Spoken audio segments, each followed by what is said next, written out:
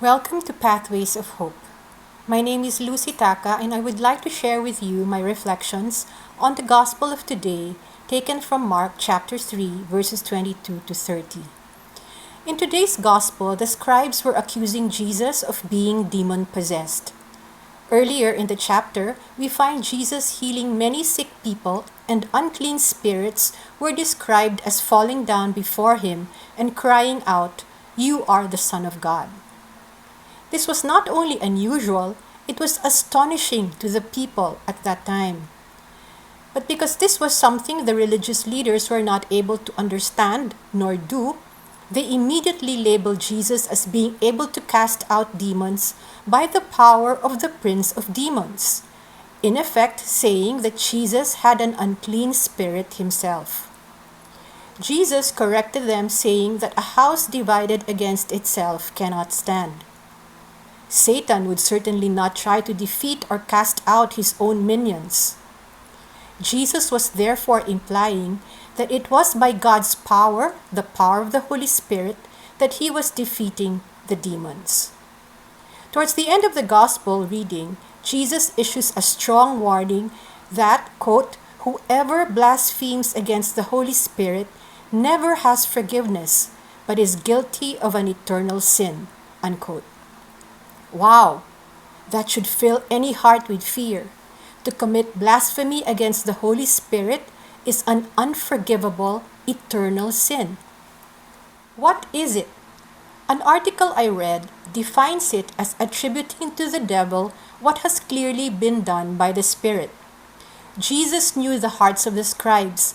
They actually knew that Jesus' works of healing and driving out demons were of the Holy Spirit.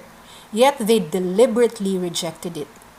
The article I read proceeded to say that blasphemy against the Spirit is, quote, "an act of one's will, and those who know and believe Jesus' claims are true and still choose to attribute what he does to the devil will not be forgiven," unquote.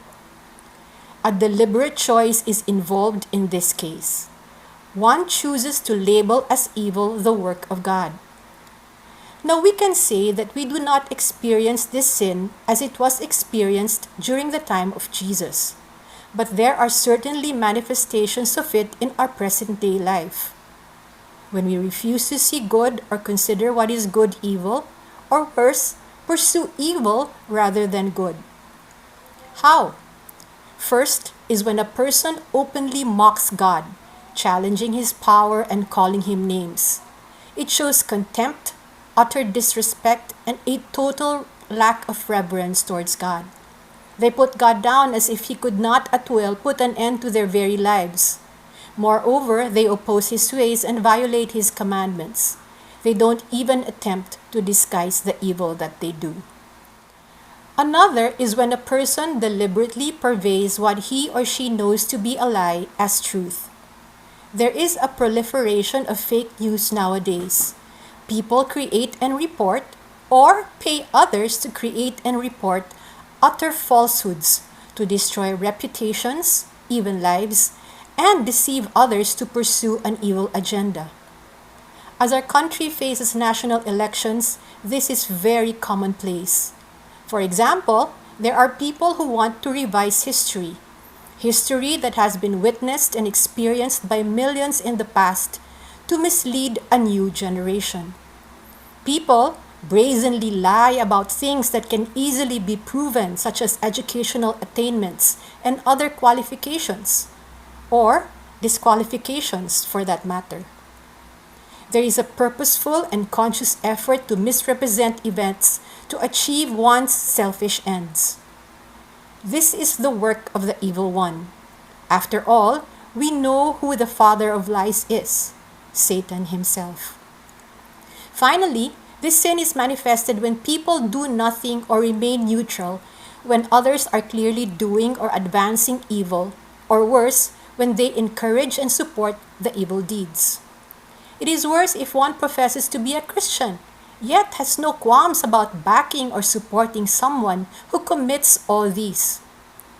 One may not mock God openly nor actively spread fake news, but one can be as culpable by turning a blind eye to what is clearly evil or cheering on those who commit it. The more we turn a blind eye to the truth, it is very likely that we will lose the ability to see what is true in the end. Our hearts will so harden that we will be incapable of recognizing the truth. And then we will eventually not be able to recognize Jesus, the Son of God, the way, the truth, and the life. As disciples of Christ, we ought to stand and fight for the truth and actively fight against evil. We cannot be active participants in it nor supporters of it. We must remember that when we do nothing to fight it, we are actually supporting it. The scribes were most likely afraid that Jesus would cause radical changes to the life they were used to, even to their religion, and lead people away from them. But they were not so much concerned for the well-being of the people as for losing their power over them.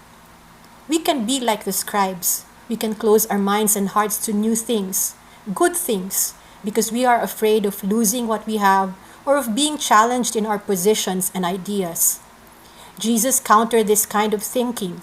We should be open to new ways of thinking, new perspectives, especially the ones the Holy Spirit leads us to. We should not be quick to judge and condemn, but seek to listen and understand. This is the narrow road. Good, not evil. Love, not hate. We are called to be radical disciples, and we know that in this world of ours, as someone recently said, it is more radical to love.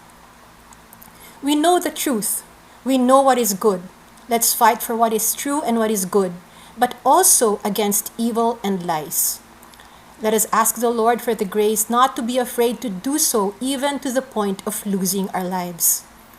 That is the cost of our discipleship.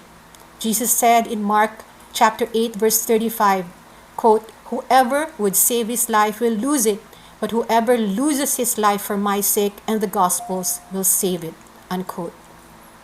Let us ask for the grace to open our hearts and minds to the Holy Spirit and His leading, so we may be more fully disposed to and recognize God's work and presence in our lives.